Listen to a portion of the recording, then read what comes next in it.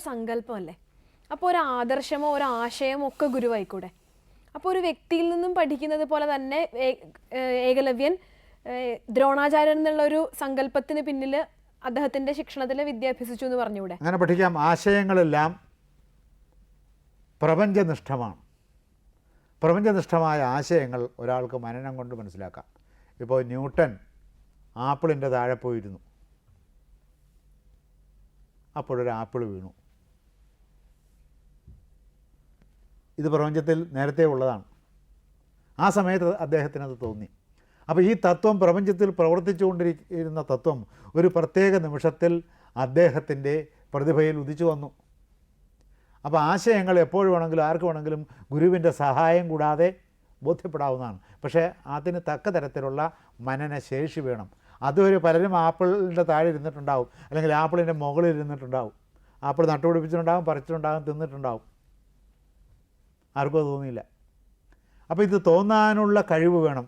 തോന്നാനുള്ള കഴിവ് ഉണ്ടെങ്കിൽ ഈ പിന്നെ അക്കാഡമിക്കായിട്ട് ശാസ്ത്രം പഠിച്ചിട്ടുള്ളവർ അല്ല വലിയ ശാസ്ത്രജ്ഞനായ ലൂയി പാസ്റ്റർ അക്കാഡമിക്കായിട്ട് വൈദ്യശാസ്ത്രം പഠിച്ചിട്ടുള്ള ആളല്ല. തോമസ് ആൽവ എഡിസൺ അക്കാഡമിക്കായിട്ട് ശാസ്ത്രം പഠിച്ചിട്ടുള്ള ആളല്ല. കുത്തിവയ്പ്പ് കണ്ടുപിടിച്ച എന്താണ് അദ്ദേഹത്തിൻ്റെ പേര്? Jenner, Edward Jenner.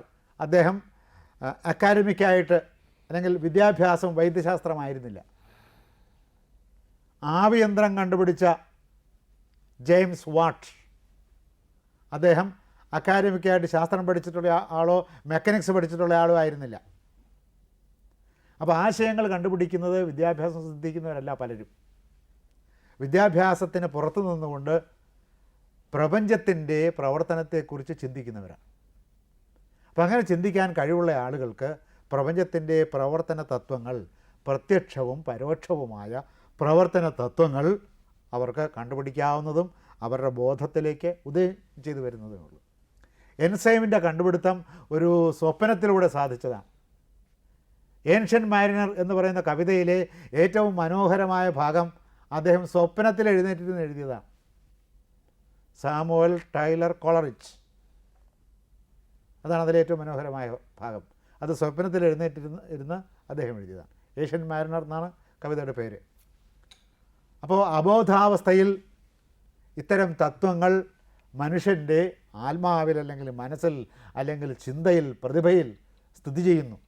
ഇതൊരു പ്രത്യേക ബോധോദയം ഉണ്ടാകുന്ന ഒരു അനുഗ്രഹീത മുഹൂർത്തത്തിൽ ഇതവരുടെ ശ്രദ്ധയിലേക്ക് വരും. അങ്ങനെ വരാം, അതിന് ഗുരുവിൻ്റെ സഹായം വേണ്ട.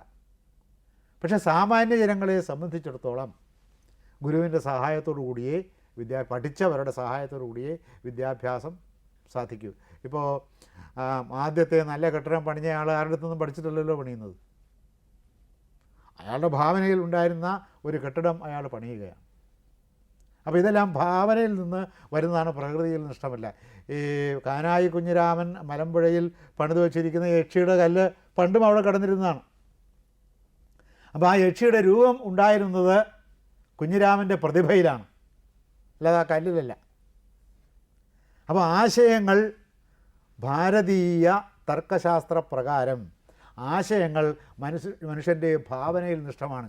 ഈ എക്സാക്റ്റ് സയൻസ് എന്ന് പറയുന്ന പൂർണ്ണമായ ശാസ്ത്രം എന്ന് പറയുന്ന മാത്തമാറ്റിക്സ് മുഴുവനും ഭാവനയാണ്. എങ്ങനെ ഒന്ന് അത് എന്താണ്? What is one? ഒന്നിനെ എങ്ങനെ നിർവചിക്കും? എന്താണ് ഒന്ന് എന്ന അക്കം എന്തിനെ പ്രതിനിധാനം ചെയ്യുന്നു? അതിൻ്റെ അർത്ഥം എന്താണ്? താഴ്ന്ന ക്ലാസ്സിലാകുമ്പോൾ എന്തെങ്കിലും ഒരു പദാർത്ഥം എടുത്തിട്ടാണ് ഒന്ന് എന്ന് പറഞ്ഞത്. അത് പദാർത്ഥമാണ്, ഒന്നല്ല. ഒരു കല്ലെടുത്ത് വെച്ചിട്ട് ഒന്ന്, പിന്നെ ഒരു കല്ലെടുത്ത് വെച്ചിട്ട് രണ്ട്. ഒരു കല്ലും വേറൊരു കല്ലുമേ ഉള്ളൂ. ഒന്നും രണ്ടും ഏതാണ് ഇതിനകത്ത്? കല്ല് കാണിച്ചാൽ ഒന്നാവൂ. അപ്പോൾ ഒന്ന് എന്നത് ഭാവനാനിഷ്ഠമാണ്. ഒറ്റ സംഖ്യയേ ഉള്ളൂ ലോകത്ത്, അത് ഈ ഒന്ന് മാത്രമാണ്. ആ ഒന്നിൽ നിന്ന് താഴത്തേക്കും സഞ്ചരിക്കാം, ഒന്നിൽ നിന്ന് മുകളിലേക്കും സഞ്ചരിക്കാം. ഡിസെൻഡിങ് ആൻഡ് അസെൻഡിങ് ഓർഡറിൽ സഞ്ചരിക്കാം. അപ്പോൾ ഏറ്റവും പൂർണ്ണമായ ശാസ്ത്രം എന്ന് വച്ചിരിക്കുന്ന ഗണിതശാസ്ത്രം കേവലമായ ഭാവനയിൽ നിഷ്ഠമാണ്. ഒന്നിനോട് ഒന്ന് കൂട്ടിയപ്പോൾ രണ്ടായി. അപ്പോൾ വേറെ അക്കങ്ങളില്ല. അക്കം എന്ന് പറഞ്ഞാൽ ഒന്നേ ഉള്ളൂ, മാത്തമാറ്റിക്സ് എന്ന് പറഞ്ഞാൽ ഒന്നേ ഉള്ളൂ. ഗണിതശാസ്ത്രം ഒന്നിനെ അടിസ്ഥാനപ്പെടുത്തി സ്ഥിതി ചെയ്യുന്നു. രണ്ടാമതൊരക്കമില്ല, മൂന്നാമതൊരക്കമില്ല. ഒന്നിനോട് ഒന്ന് കൂട്ടിയാൽ രണ്ട്, രണ്ടിനോട് ഒന്ന് കൂട്ടിയാൽ മൂന്ന്. അപ്പോൾ ഒന്നിൻ്റെ പെരുക്കങ്ങളാണ് ഈ ഗണിതശാസ്ത്രം മുഴുവൻ.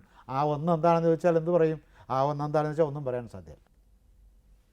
അത് പറഞ്ഞത് ഭാരതീയർ തന്നെയാണ്.